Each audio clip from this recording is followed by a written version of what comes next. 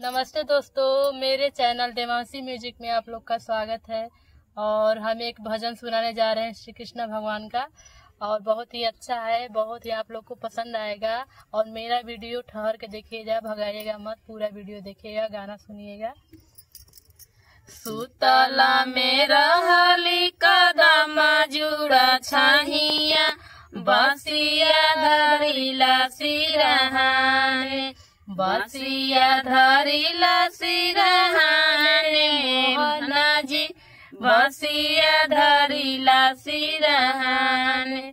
चार सखिया मिले घलिए कमतिया, बसिया लिहली चोराई, बसिया लिहली चोराई, मोहना जी बसिया लिहली चोराई।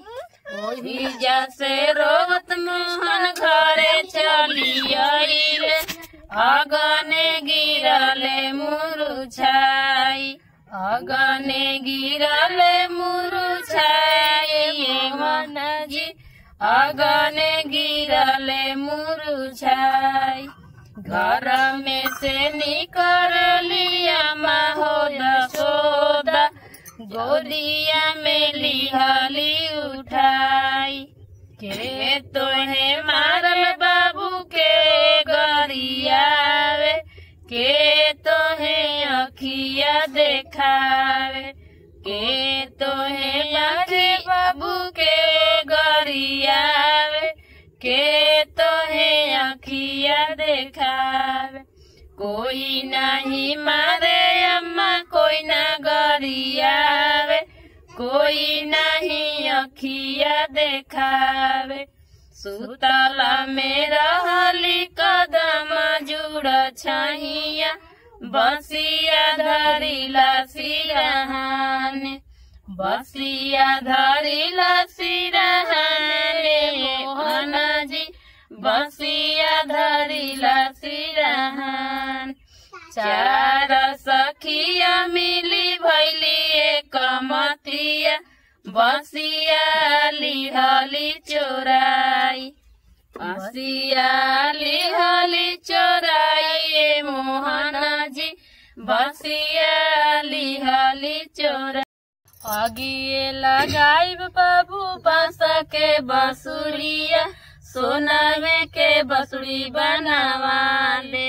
आगिए लगाइब मैया सोने के बसुरिया, बसवे में बसेला परान।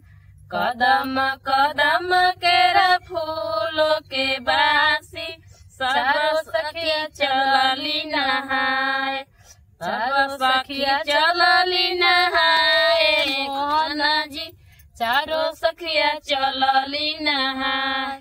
चिरावा खोली कदम डाढ़ी टंगली, जल में कूदली उघारी, जल में कूदली उघारी, मोहना जी जल में कूदली उघारी। ऊपर से कचिल्हा में डरइले, चिरावा लिहली उठाई, चिरावा लिहली उठाई, मोहना जी चिरावा लिहली उठाई।